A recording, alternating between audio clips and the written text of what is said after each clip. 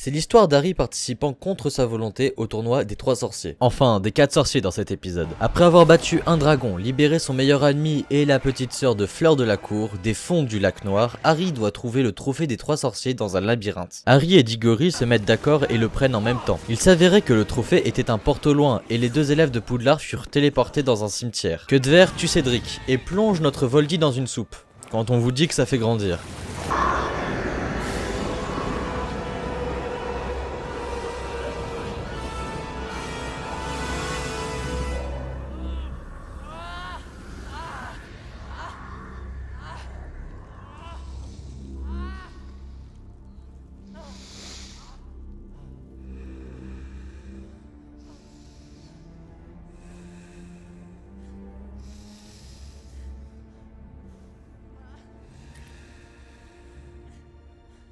Il y a une petite réunion avec les Mange-Morts et après Harry se bat en duel avec Voldemort. Voit ses parents qui le couvrent lorsqu'il brise le lien et retouche le porte-loin.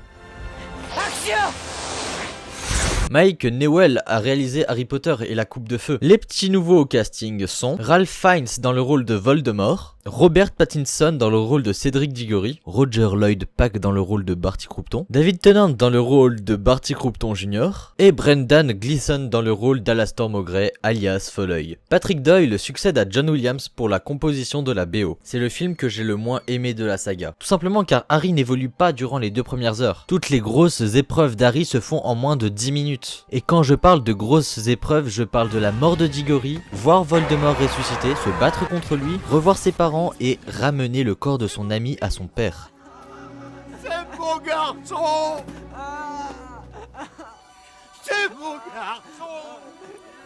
Voilà, pendant les 2 premières heures, on a une histoire de jalousie mal placée de la part de Ron qui ne croit même pas Harry. Alors bien sûr, j'ai aimé le film, voir le fait qu'il y a plusieurs écoles de magie et qu'un événement les rassemble tous les 5 ans est vraiment super.